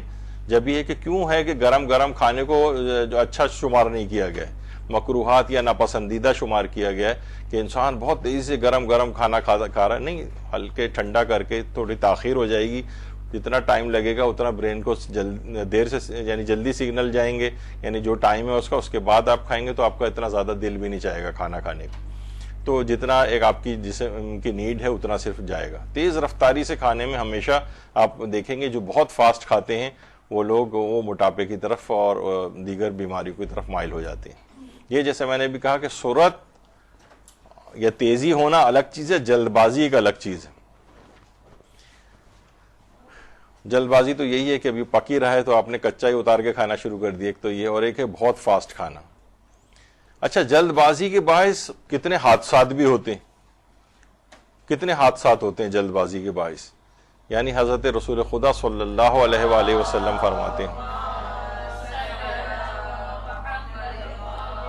فرماتے ہیں لوگوں کو فقط اور فقط ان کی جلد بازی نے ہلاکت میں ڈالا ہے۔ اچھا، یہاں ہلاکت سے مراد یعنی جسمانی اعتبار سے مرنا نہیں ہے، بلکہ آخرت خراب ہونا بھی۔ اگر لوگ جلد بازی نہ دکھاتے اور کاموں کو انجام دینے سے پہلے غور و فکر کرتے تو کوئی بھی شخص ہلاک نہ ہوتا۔ یعنی چیزوں کے نتائج پہ غور کریں، جلد بازی نہ دکھائیں، غور و فکر سے ٹھہر کر آپ اقدام کریں تو آپ نہ کبھی بھی غلطی نہیں کریں گے۔ جیسے آگے چل کر بھی میں اس کو ذکر کروں گا کہ لوگ نہ جلد بازی میں عمل کر ڈالتے ہیں غلط، پھر بعد میں آتے ہیں کہ یہ ہم سے یہ فلاں چیز ہو گئی، اب بتائیں اس کو کیسے صحیح کریں۔ بھائی آپ اس سے پہلے ہی اگر فون کر کے پوچھ لیتے یا آپ اقدام کر لیتے، بہت سے ایسے ہمارے پاس آتے ہیں کہ اس کے بعد بعض اوقات اس کا کوئی اسلامی حل بھی نہیں ہوتا۔ وہ یہی ہوتا ہے کہ دوبارہ مثلا حج کرنے دوبارہ جائیں، آپ عمرہ کرنے دوبارہ جائیں، پتہ چلا آپ وہاں سے اس طرح سے واپس آ گئے ہیں کہ ابھی تک عمرے کا احرام ہی نہیں اترا ہے۔ یعنی جب آپ یہ فلاں کام کر رہے تھے تو اس سے پہلے آپ پوچھ کر کیوں نہیں گئے، یا آپ نے کسی بھی عالم سے کیوں نہیں پوچھا؟ تو یہ کیا ہے کہ جلد بازی میں بس معلوم چلا کہ کہیں سے ان کو موقع مل گیا اور فوراً عمرے کا ٹکٹ انہوں نے لیا اور پہنچ گیا، اور غلط سلط عمرہ کر کے پتہ چلا حج عمرے کا احرام جو ہے وہ بھی ہو گیا، اور جب وہاں سے واپس آئے تو احرام نہیں اترا ان کا، اور تمام واجبات عمرے کی پابندیاں جو احرام کی ابھی تک باقی ہیں۔ تو یہ پہلے سے معلوم کر کے جاؤ۔ لوگ ہلاکت سے مراد یہی ہے کہ یعنی انجام ٹھیک نہیں ہوا اس کام کا۔ تو بہرحال فرماتے ہیں لوگوں کو فقط اور فقط ان کی جلد بازی نے ہلاکت میں ڈالا۔ تو بہرحال یہ ایک چیز ہے۔ تو انسان دیکھیے جلد باز ہے، اس کے بڑے نقصانات ہیں، جسمانی نقصانات بھی ہیں، گاڑی بہت تیز چلا رہے ہیں، نوجوانوں کو آج کل روکنا چاہیے۔ کتنے حادثات یہ روزانہ یہ جو آپ سنتی ہیں، ڈمپر نے اور فلاں نے اور ٹینکر نے اور گاڑیوں نے کچل دیا، وہ یہی تو ہوتا ہے۔ سلو میں آدمی کبھی بھی یعنی جو آرام سے گاڑی چلا رہا ہو، اسے کوئی جلدی نہ ہو، وہ نہیں ہوتا ہے۔ دیکھیے اس کے اندر بھی اس سے اندازہ ہوتا ہے 120 سے اوپر کی سپیڈ گئی، آپ معذور ہو سکتے ہیں، اس کے بعد مزید سپیڈ پرماننٹ معذور ہو سکتے ہیں، اسٹریچر پہ اسپتال جانا پڑے گا۔ ایک ہاسپٹل میں ایک رشتہ دار میرے ایک دفعہ ایڈمٹ تھے، مجھے ان کے ساتھ وہاں رات کو رکنا پڑتا تھا، تو اس ہاسپٹل میں وہیں قریبی ایمرجنسی کے قریب کمرہ تھا۔ روزانہ کی بنیاد پر یہ جو ون ویلنگ اور یہ جو لوگ کر رہے ہوتے ہیں، روزانہ کی بنیاد پہ میں دیکھتا تھا زخمی آتے تھے، وہاں سے والدین کو اطلاع دی جا رہی ہوتی تھی یہ آیا ہے فلاں، اس کا انتقال ہو گیا، روڈ پہ اس طرح سے تیز رفتاری سے گاڑی چلا رہا تھا، وہ لوگ بھاگے آتے، روزانہ میں اپنی آنکھوں سے دیکھتا تھا۔ تو یہ اسی طرح سے اور جگہوں کے اوپر بھی ہوتا ہے کہ پھر یہ انسان کا یہ ہوتا ہے۔ تو کوشش کرنی چاہیے کہ زیادہ تیز رفتاری اس کا کوئی فائدہ نہیں۔ اکثر لوگ ہم دیکھتے بھی ہیں بعض اوقات کہ جناب وہ تیز رفتاری سے نکالتے جا رہے ہیں اور ہارن دے رہے ہیں اور لوگوں کو پریشان کر رہے ہیں اور ہٹا رہے ہیں، اور لوگ بیچارے گھبراہٹ میں ادھر ادھر ہو رہے ہیں، اور جب تک آپ اپنے وہاں پر پہنچے تو پتہ چلا وہ صاحب سگنل پہ رکے کھڑے ہیں جو اس سے پہلے اتنا شروع کیا۔ کیا فائدہ ہوا؟ یعنی آپ وہیں پہ پہنچ گئے نا تھوڑی دیر بعد بھی، تو آگے چل کے آپ کو رکنا پڑ گیا۔ تو یہ کوئی بھی جسمانی حادثات بھی ہو سکتے ہیں۔ جلد بازی سے ہمیشہ اس طرح کے حادثات ضرور ہوتے ہیں، یعنی یہ جو ریکلیس ڈرائیونگ اور ہائی سپیڈ جو ہے یہ مین اس کی وجوہات میں سے جو اموات ہوتی ہیں۔ تو بہرحال اس کوئی جلد بازی کی ضرورت نہیں ہے، کام خراب ہوتے ہیں۔ بہت سے لوگ اس طرح سے سالن نکال رہے ہوتے ہیں اس میں سے، یہ برتنوں میں سے کہ وہ جناب نیچے ٹپک رہا ہوتا ہے وغیرہ، سب جلد بازی کی وجہ سے ہوتا ہے۔ تو بڑے نقصان دہ والی چیزیں ہیں، اور یہ بھی حضرت امیر المومنین علیہ الصلوۃ والسلام نے فرمایا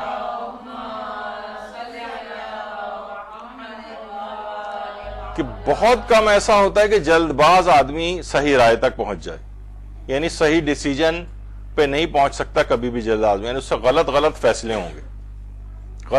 ہوں گے، جلد بازی میں لیے گئے فیصلے، ذرا سا ہوا پتہ چلا کہ جناب ایک ہفتے کے اندر طلاقیں ہو رہی ہیں، اتنے کوئک ڈیسیجنز لے رہے ہیں، نہیں بھائی ان کے ساتھ تو گزارا ہو ہی نہیں سکتا، یعنی تو اس سے کیا ہوتا ہے کہ یعنی ابھی ایک دوسرے کو سمجھے بھی نہیں کچھ نہیں، اور اتنے کوئک ڈیسیجنز ہو رہے ہیں، پھر بعد میں پچھتاتے ہیں اس کے اوپر۔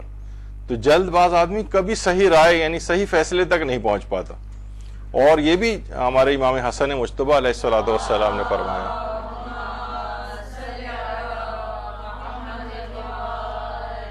اچھا، غیظ و غضب میں بھی فوراً ہی انسان گرفتار ہوتا ہے۔ فرماتے ہیں صحیح رائے پوشیدہ نہیں ہوتی مگر غیظ و غضب کے وقت، یعنی کوئی بھی صحیح فیصلے پر نہیں انسان پہنچے گا، صحیح اقدام نہیں کرے گا جس وقت غصے کی حالت میں ہوگا، غصے کے اندر یعنی انسان اس میں بھی جلد بازی کرتا ہے، فوراً جواب دیں گے، اس نے ہمیں کہا تو ہم بھی فوراً جواب دیں گے، اس نے مثلا مارا تو ہم بھی اس کو ماریں گے، اور تو اس طرح کی جو چیزیں نا وہ اس کی صحیح فیصلے کے اوپر نہیں پہنچ پاتا اور اس سے غلط فیصلے ہو جاتے ہیں۔ اچھا جلد باز جو ہے علماء اور کہتے ہیں ذرا بڑے سینیریو کے اندر بھی کہ یہ ہمیشہ اس میں جو تنظیم کے اندر، تحریک کے اندر، اداروں کے اندر اگر کارکنان جلد باز ہیں تو وہ اس کو نقصان پہنچاتے ہیں اس کو، بس اب فلاں چیز ہو گئی نا، اب یہ فوراً ہمیں یہ اقدام کرنا چاہیے۔ کتنے نوجوان ہیں مثلا معاشرے کے اندر، کچھ ہمارے سیاسی حالات ہوتے ہیں، کبھی کوئی دینی حالات ہوتے ہیں، ہلاکتیں زیادہ ہو گئیں، اب وہ قیادتوں کے اوپر جو ہے زور ڈالتے ہیں کہ بس یہ ہم جو بتا رہے ہیں نا یہ ایکشن فوراً لے لینا چاہیے، فوراً فلاں چیز کر لینی چاہیے، فلاں یہ کر لینا چاہیے، ابھی میں نہیں کرتا ورنہ اب لوگ سوچیں گے ادھر ادھر کہیں جو ہے وہ اشارہ ہو جائیں گے۔ تو وہ یعنی وہ کیا کرتے ہیں، یہ جلد باز یہ تنظیم کو بھی نقصان پہنچاتے ہیں اگر ان کی مجبور ہو جائے، اگر کوئی مثلا قیادت میں سے ان عوامی رائے عامہ کے سامنے جب بھی قیادت کو اصل میں غیر مقبول فیصلے کرنے پڑتے ہیں، بعض اوقات لوگ کہتے ہیں ان کے لوگوں کی گالیاں سننا پڑتی ہیں، لیکن بردبارانہ اور دانشمندانہ فیصلے کرنے پڑتے ہیں، کیونکہ جلد بازی پہ نہیں ہوتے، وہ آگے تک کے حالات اور چیزوں کو دیکھ رہے ہوتے ہیں۔ تو یہ کیا افراد ہوتے ہیں، یہ ان کو نقصان پہنچاتے ہیں ان کو۔ تو یہ جلد بازی میں کیے گئے فیصلے یہ اداروں کو بھی نقصان پہنچانے والے۔ طبی نقصانات کتنے ہوتے ہیں، یعنی جو جلد باز انسان ہے نا یہ جناب ٹینشن میں اور اینزائٹی کا شکار ہوتا ہے،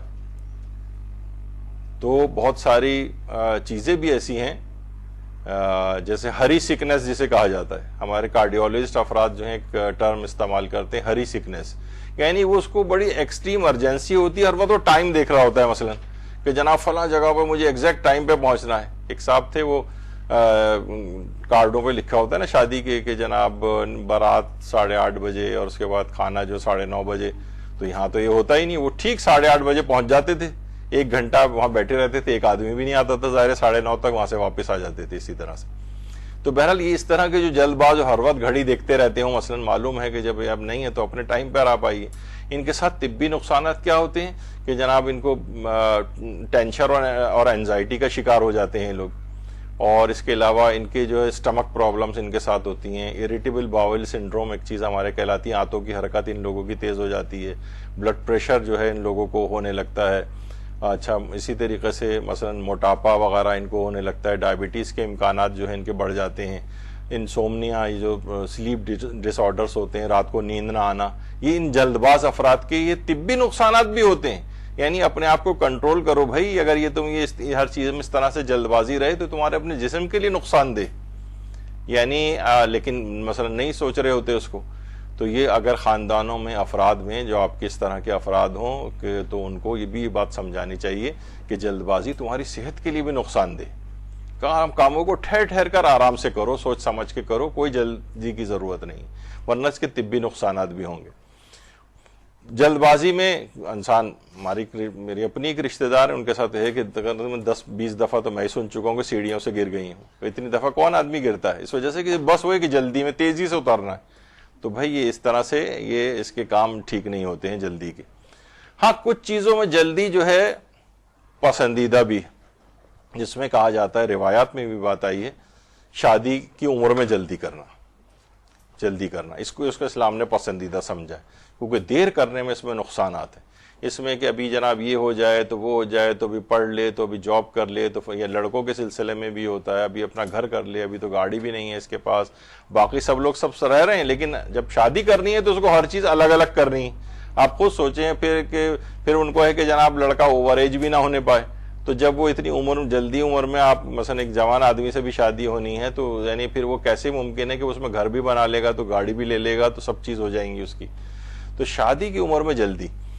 اچھا آیت اللہ حسین مظاہری جنہوں نے بڑا اس کے اوپر کام بھی کیا ہے، بہت کتابیں بھی لکھی ہیں، اور علماء نے بھی، میں اکثر ان کا بار بار یوں ذکر کرتا ہوں، اکثر یہ چیزیں آ جاتی ہیں تو اس کو دوہرا بھی دینا چاہیے۔ وہ کہتے تھے لڑکوں کی عمر، یعنی انہوں نے جو ریسرچ کی ہے بہت زیادہ اپنے سامنے ایک ڈیٹا رکھ کر، یعنی دینی لحاظ سے، ٹی وی کے اوپر تو اس کے برخلاف باتیں، لیکن اب میں اس کی حمایت میں بھی باتیں سن رہا ہوں، ایک ٹی وی کے اوپر ایک خاتون جو ہے جو ظاہر ایکٹیوسٹ تھی اس کی، وہ کہتی ہیں کہ میں اب اس کی حمایت میں ہو گئی ہوں کہ لڑکیوں کی شادی کی عمر میں جلدی کرنی چاہیے. ورنہ ہوتا نا کہ جناب ابھی 25 سال کی ہو جائے اور 30 سال کی ہو جائے اور سیٹل ہو جائے اور میچور ہو جائے. وہ کہتی ہیں کہ نہیں، اس سے کیا ہوگا کہ میچور شخص جو ہے نا کسی کے پاس جا کے ایڈجسٹ نہیں ہو سکتا دوسرے گھر میں. اس کی ایک سائیکی ڈیولپ ہو گئی ہے، اس کی نفسیات ڈیولپ ہو چکی ہے، فل گرون پرسنالٹی ہو گئی ہے اس کی. اب وہ شوہر کے پاس جا کے سسرال میں ایڈجسٹ نہیں ہوگی، وہ پھر ڈیفر کرے گی ہر چیز میں، وہ اب بدل نہیں سکتی اپنے آپ کو. جبکہ چھوٹی عمر کی کوئی لڑکی آتی ہے اپنے شوہر کے ساتھ سسرال میں، اس کے مطابق اپنے آپ کو ڈھال لیتی ہے. ابھی اس کی نفسیات اتنی طاقتور نہیں ہوئی ہوتی جو کہ میچور ایک ہوتی ہے عمر کے اعتبار سے. تو وہ فرماتے تھے کہ لڑکوں کے لحاظ سے 18 سال میکسیمم ایج ہے جس میں اس کی شادی کر دینی چاہیے، ورنہ اس کی روحانیت پر ناقابل تلافی نقصانات ہوں گے. اور لڑکیوں کے لحاظ سے وہ کہتے تھے کہ 15 سال میکسیمم میرے اعتبار سے، اس سے زیادہ لیٹ نہیں کرنا چاہیے. یعنی جہاں وسائل ہوں یعنی امکانات ہوں اس کے.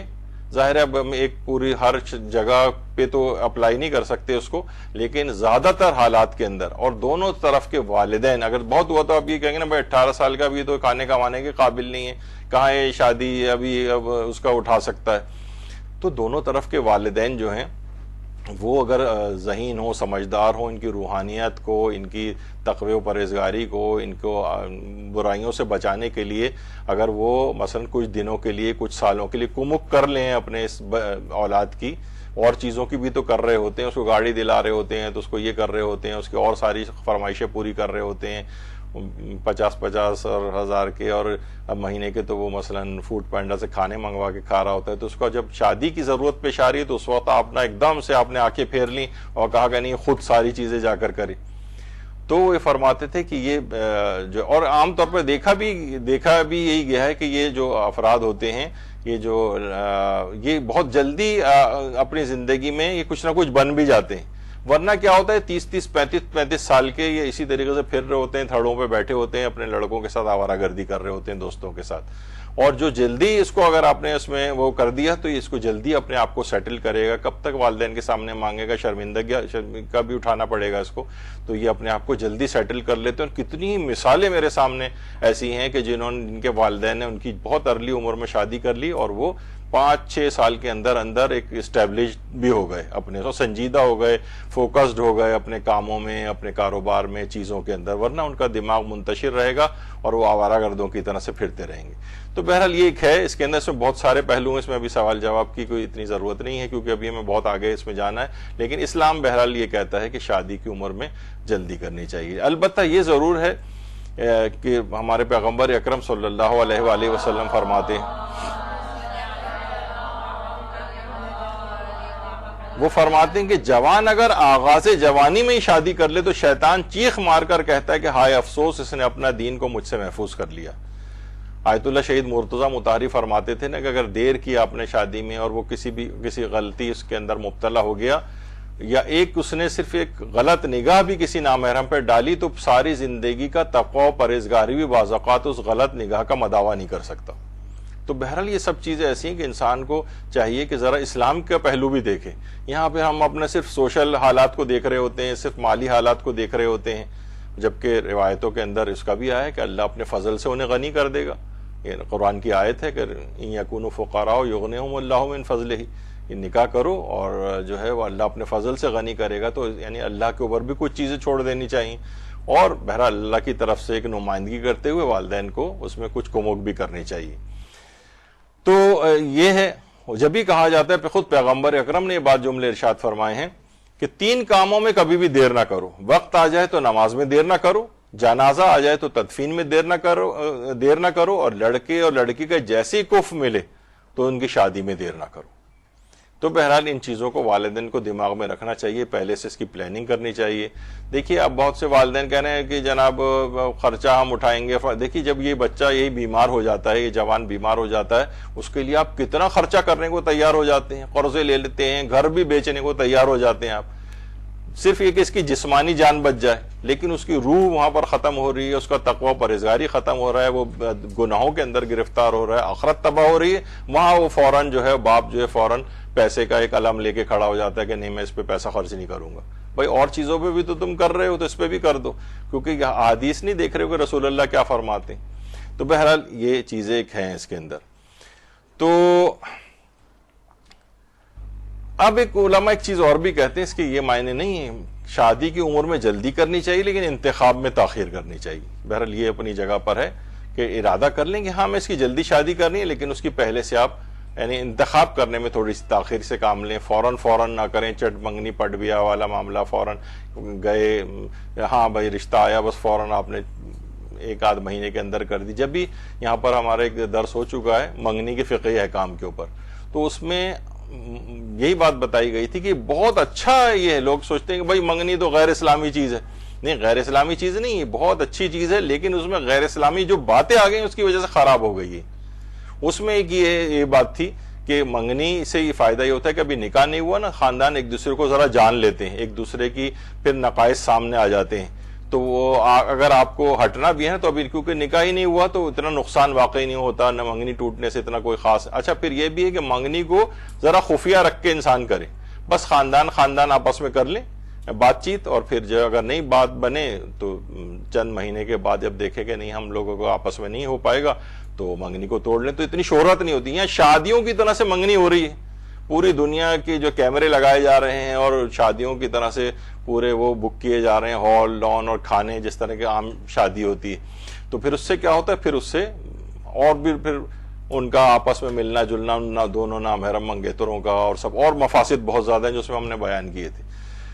تو تاخیر کرنے سے مراد یہی ہے کہ آپ نے مثلا منگنی بھی اگر آپ نے کر دی تو آپ نے ایک دوسرے کو جاننے کا موقع مل جاتا ہے، اور الگ ہونا ہے تو الگ ہو جائیں، اور بعد میں شادی کرنا ہے تو شادی کر لیں، تو یہ اچھا ایک وہ ہوتا ہے۔ لیکن ہمارے ہاں اس کو بہت لیوش طریقے سے کیا جاتا ہے، جس کو اسلام نہیں بلکہ خفیہ رکھ کے، آپ خفیہ سے مراد چند بس خاندانوں کے اندر بات رہے اور اس کو بہت زیادہ عام نہ کیا جائے۔ تو بہرحال انتخاب میں اگر تاخیر ہو جائے تو اس میں کچھ نہیں، لیکن یہ اس میں اسلام کہتا ہے کہ جلدی کرو، شادی کی عمر میں جلدی کرو، اس میں تاخیر میں نہ ڈالو۔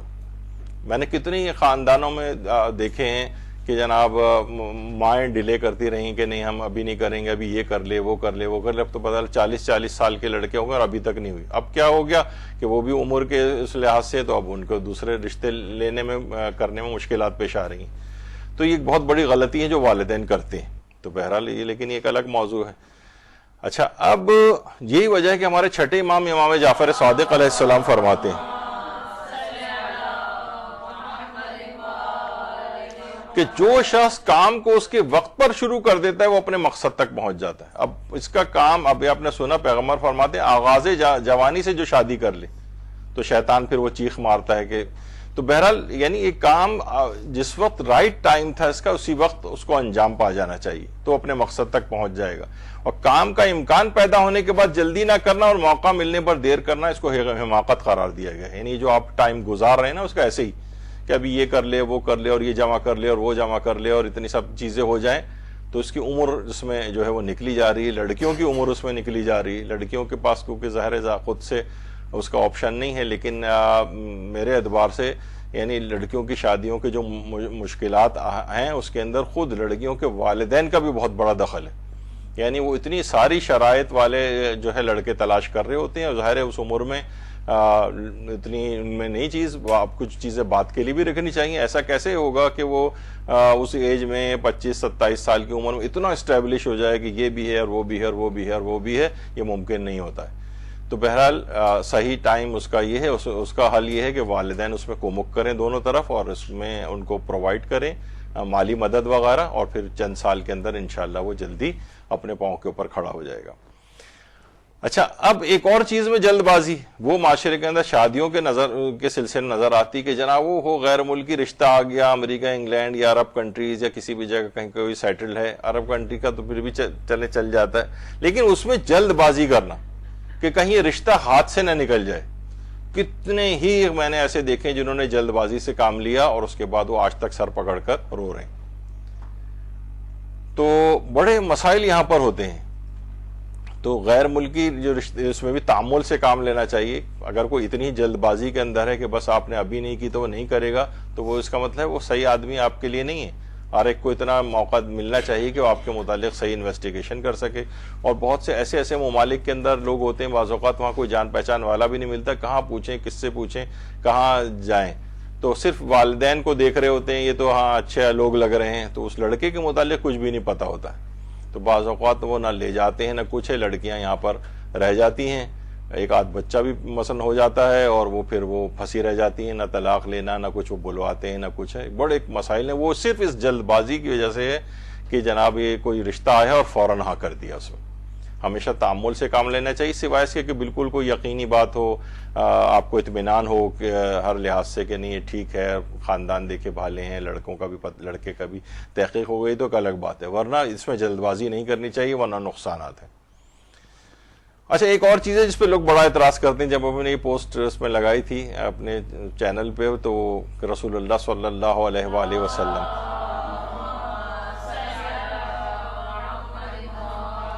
کہ جب تمہیں شادیوں میں بلایا جائے تو وہاں جانے میں تاخیر سے کام لو کیونکہ اس سے دنیا کی یاد آوری ہوتی, اور جب جنازوں کے لیے بلایا جائے تو جلدی جایا کرو کیونکہ ان سے آخرت کی یاد آوری ہوتی. لوگ کہیں گے یہ کیا بات ہوئی کہ بالکل اس کا مطلب کہ ہم 12 بجے وہاں پر جائیں. مقصد کہنے کا یہ ہے کہ اتنی پہلے سے آپ جا کر بیٹھ رہے ہیں اور وہ فسق و فجور کا ایک حصہ بن رہے ہیں, اور اس لحاظ سے کہ جناب جیسے ہوتا ہے نا کہ بعض ہوتا آج کل کے بھی حالات ہیں کہ بس گئے, عام طور پر جو کھانے وانے سے پہلے وہ سب اتنا نہیں ہوتا ہے, اس سے پہلے یا پھر اس کے بعد میں عام طور پر ہوتا ہے, تو آپ گئے, آپ کی شرکت بھی ہو گئی, کھانا وغیرہ بھی آپ نے کھا لیا, بالکل ذرا لیٹ جائیں تاکہ اس کے مفاسد سے آپ اس تقریب کے محفوظ رہ سکیں. اور یہ بھی نہیں ہو تو کم سے کم لوگ ویسے ہی بیٹھے ہوئے ہیں چکا چون, ذرا ایک دنیا کی یاد آوری ہو رہی ہے. پیغمبر فرماتے ہیں نا کہ اس سے دنیا کی یاد آوری ہوتی, دیر سے جاؤ وہاں پر, تھوڑی دیر بیٹھو اور وہاں سے آ جاؤ. اور جنازوں کے اندر جلدی جایا کرو, زیادہ ٹائم وہاں پر لگے تاکہ تمہیں جو ہے اس بات کا آخرت تم کو یاد آئے, تو اس سے آخرت کی یاد آتی. لوگ عام طور پہ کیا کرتے ہیں کہ جناب وہ اس وقت بھاگے بھاگے آتے ہیں جب تقریباً جو ہے نا جنازے کی جماعت کھڑی ہو جاتی, اور بس وہ 2 منٹ میں ختم ہوئی اور اس کے فوراً بعد یہ جا وہ جا. مثلا قبرستان بہت ہی کم جانے والے افراد ہوتے ہیں, تو یہ بالکل الٹا ہے. جس کام میں جلدی کرنی چاہیے وہاں پر جلدی نہیں کرتے, جس جگہ تاخیر کرنی چاہیے وہاں پہلے پہنچ جاتے ہیں اور دیر تک وہاں پر رہتے ہیں. تو بہرحال یہ سب چیزیں ایسی ہیں کہ جو یہ والے جو رویے ہیں ان کا دیکھیں کہاں کیسے کیسے روایات کے اندر اس کا اظہار ہوا ہے کہ شادیوں میں تاخیر سے جانے میں تاخیر سے کام لو, جنازوں میں جانے میں جلدی سے کام لو. اسی طریقے سے ایک اور بھی شادیوں کے معاملے میں بعض اوقات یہ ہوتا ہے جس کو ہم پہلے بھی ڈسکس ہم نے کیا ہے کہ ابھی عدت گزری نہیں ہے اور پہلے سے سیٹنگ اجلت اور جلد بازی کر رہے ہیں. کتنے ہم دیکھتے ہیں کہ حکومت پاکستان کے بڑے بڑے عہدیداروں کے اوپر ابھی بھی اس طرح کے کیس عام طور پر چل رہے ہیں. سچا اور جھوٹے والے کا ہم فیصلہ نہیں کر سکتے, بس وہی ہے کہ جناب عدت میں مثلا اگر کوئی شخص نکاح کر لے, اتنی جلد بازی جو ہے وہ دکھائے تو پھر وہ ناجائز چیز ہو جاتی ہے. یعنی حتیٰ کہ ہم نے اس سے پہلے بھی بتایا تھا کہ اگر کسی عورت کو طلاق ہوئی ہے اور عدہ مثلا طلاق گزار رہی ہے, عدہ وفات گزار رہی ہے, تو اس میں تو اس کو نکاح کا پیغام دینا بھی حرام ہے.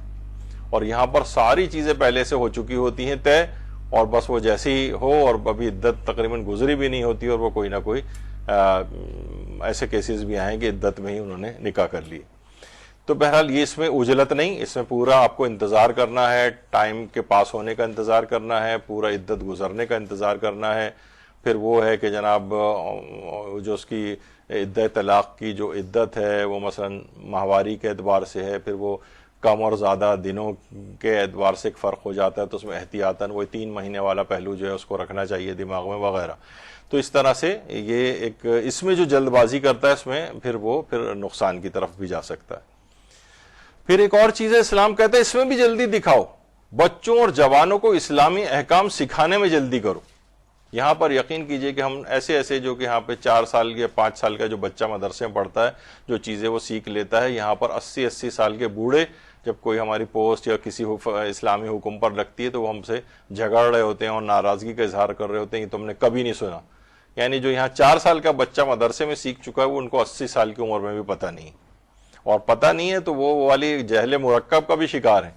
وہ کہہ رہے ہیں غلط بھی ہے یہ, جو کہ بالکل صحیح حکم ہے, ریفرنس دیا ہے, آیت اللہ سیستانی بتا رہے ہیں انہوں نے کہا انہوں نے بھی غلط کہا ہے, حدیث کے اندر آیا ہے, نہیں حدیث کا بھی یہ ہم نہیں مانتے اس بات کو, یہ کیسے ہو سکتا ہے کہ وہ امام یہ بات کہیں. تو یہ والی ہٹ درمی کیا ہے, کیونکہ جتنا ٹائم گزرتا چلا جائے گا اتنا ہی زیادہ جو ہے وہ پکا ہوتا چلا جائے گا. یعنی وہ بچہ جو ابھی سیکھ لیتا ہے یہاں پر عام طور پر مثلا 4 سال کی عمر میں اگر کسی بھی دینی مدرسے کے اندر بچے کو کرا دیا جائے تو جب تک بلوغ ہوگا نا 14 سال کا 15 سال کا ہوگا تب تک وہ سب چیزیں سیکھ لے گا. پھر وہ چاہے ہمارے یہاں سے چلا بھی جائے. ایک دفعہ ہم لوگ یہاں تنظیمی جو کارکنان ہیں مدرسے کے ان کے ساتھ بیٹھ کے ڈسکس کر رہے تھے. ان کے بھی اپنے بچے یہاں پر ہیں ہو کے پڑھ کے نکلے ہیں. کچھ تو نجف چلے گئے ہیں, نجف میں باقاعدہ ماشاءاللہ تعلیم حاصل کر رہے ہیں وغیرہ. تو انہوں نے یہی کہا کہ اب وہ اگرچہ چاہے وہ دینی لائن میں بھی نہیں گئے, دنیاوی لائن میں گئے, لیکن اتنے مضبوط ہیں کہ ان کو نہ عقائد کے لحاظ سے اب کوئی بگاڑ سکتا ہے, نہ ان کے اندر کوئی ایسا فکری انحراف آیا ہے, نہ کوئی ان کے اندر, یعنی باقاعدہ لوگوں نے خود اس کو فیل کیا ہے. اس وجہ سے کہ وہ ہے نا کہ بچپن میں جو چیز سکھائی گئی ہوتی ہے وہ نقش فی الحجر یا قل الحجر, یعنی پتھر پہ نقش کی مانند ہوتی ہے بچپن سے جو چیز ہے. تو اس میں جلدی کرنی چاہیے, اس میں تاخیر سے کام نہ لے کہ اچھا بھی بڑا ہو جائے, ابھی او اے لیول کر لے پہلے, وہ بھائی اس کا دماغ بالکل بن جائے گا, وہ کسی اور سمت کے اندر نکل جائے گا, وہ پھر اسلام کی چیزیں اعتراضات. اب اس کے ساتھ ایک اور بھی بڑا مسئلہ ہے, اس کے ہاتھ میں یہ سوشل میڈیا ہے. وہ روزانہ شیعوں کے خلاف, علماء اور مجتہدین کے خلاف باتوں کے کلپس اور یہ سب کچھ سن کے اس کا دماغ کا برین واش ہو جائے گا. وہ آپ نے جتنا ٹائم گزارتے چلے جائیں گے اتنا ہی آپ کے لیے نقصان دہ. یہی وجہ ہے کہ ہمارے چھٹے امام جعفر صادق علیہ السلام فرماتے ہیں کہ جس قدر جلدی ہو سکے اپنی اولاد کو اسلامی احادیث اور مذہبی مسائل سکھا دو, اس سے بیشتر کہ تمہارے مخالف تم پر سبقت لے جائیں اور تمہارے بچوں کے دلوں کو اپنی گمراہ کن باتوں سے پر کر دیں. جتنا ٹائم آپ لگا دیں گے اس میں اتنا ہی معاملہ آپ کے ہاتھ سے نکل جائے گا. کوشش یہ کرنی چاہیے والدین کو, یہ نہیں کہ ہم کہہ رہے ہیں کہ ہمارے مدرسے میں ہی لے کر آئیں, کسی بھی مدرسے میں جو دینی مدرسہ ہو, اچھی طریقے سے چل رہا ہو, شہرت اس کی ٹھیک ہو, رزلٹ اس کے اچھے ہوں, وہاں پر اس کو کرا دیجئے. یا کوئی نہ کوئی خود بھی گھر میں بھی تعلیم دیں, کسی عالم کو, مولانا کو, طالب علم کو گھر میں بچوں کو. لوگ زیادہ سے زیادہ یہ کرتے ہیں بس قرآن ناظرہ پڑھنا آ جائے, بس وہ آتے ہیں مولانا صاحب, وہ بھی ڈنڈی مارتے ہوئے ہفتے میں 1 آدھ دن آئے, باقی چھٹیاں یہ وہ, بس کسی طرح بہرحال وہ تھوڑا بہت قرآن پڑھنا سیکھ جاتا ہے, باقی کوئی احکام اور اس کا کچھ نہیں پتا. تو یہ بڑے آسانی کے ساتھ ہتھے لگ جائے گا. اس کام میں جلدی کیجئے, بالکل دیر نہیں کیجئے. جتنا ٹائم ایک دن بھی اگر اس لحاظ سے پاس ہوگا وہ اتنا ہی دوسرے لوگ امام فرما رہے ہیں جیسے بیشتر کے تمہارے مخالف تم پہ سبقت لے جائیں اور وہ پہلے ان پر کام کر دیں. یہ سوشل میڈیا جو ہے ہر وقت ان کے ہاتھ میں, وہ بڑے دلچسپی کے ساتھ, آپ کو پتہ ہے ظاہر ہے مناظر بازی اور یہ اس کے اندر بڑی ایک برا بھلا کہا جا رہا ہے اور یہ ہو رہا ہے وہ ہو رہا ہے, تو وہ اس میں چرب زبان افرادی آتے ہیں جو کہ انفلوئنس کر لیتے ہیں. یعنی کوئی بھی بیوقوف آدمی ہے جس کو بولنا بھی صحیح نہیں آتا, وہ اگر آئے گا تو اس کی بات کون سنے گا. تو یہ جو اس قسم کے دھوکے باز ہیں ان کے پاس چرب زبانی ہوتی ہے. چھوٹے کمزور ذہنوں کو غلط سلط بھی اگر ریفرنسز کوٹ کریں تو کون ہے جو اسے جا کر چیک کرے گا. تو وہ بچہ اس سے یا جوان اس سے متاثر ہو جاتے ہیں. تو اس میں فوراً جلد بازی دکھانی چاہیے. یہ جلدی کا موقع ہے, یہ تاخیر کا موقع نہیں. جتنا ٹائم آپ نے لگا دیا اتنا زیادہ آپ معاملہ آپ کے ہاتھ سے نکل گیا. میرے لحاظ سے ایک دن قیمتی ہے, ایک دن. تو بہرحال یہ اس کے اندر ایک بڑی اہم بات ہے, اور یہی وجہ ہے کہ ہمارے امام زین العابدین علیہ السلام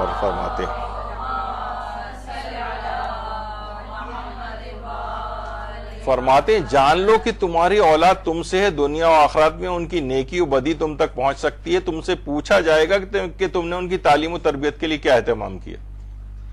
یہاں پر نہیں تعلیم و تربیت کا اہتمام ہے جس طریقے سے, اس کو سوچتے ہیں کہ بس وہ مولانا صاحب جو آ کے ناظرہ قرآن پڑھا رہے ہیں کافی. یہ کافی نہیں, یہ بھی اپنی جگہ ضروری ہے. یہ ایسا نہ ہو کہ بعض اوقات یہ بھی ہوتا ہے کہ وہ عمریں گزر جاتی ہیں اور وہ حقیقت ہے کہ قرآن پڑھنا بھی ان کو نہیں آتا ہے. آپ جائیں گھروں کے اندر دیکھیں کتنے افراد ہیں صحیح قرآن پڑھنا جانتے ہیں. اس کی ایک وجہ یہی ہے کہ یہاں پر بڑے مسائل ہیں. اور یہ بھی ضروری ہے کہ دیکھیے امام حسین علیہ السلام کے متعلق ملتا ہے, اللہم صلی علی محمد و آل محمد, کہ امام حسین علیہ السلام اس قدر اس پہ خرچہ بھی کرتے تھے کہ اپنے بچوں کے استاد کو بہت زیادہ مال اور لباس اور منہ موتیوں سے بھر دیا تھا. کہا کہ اس کے باوجود تمہاری محنت کا معاوضہ نہیں ہو سکتا.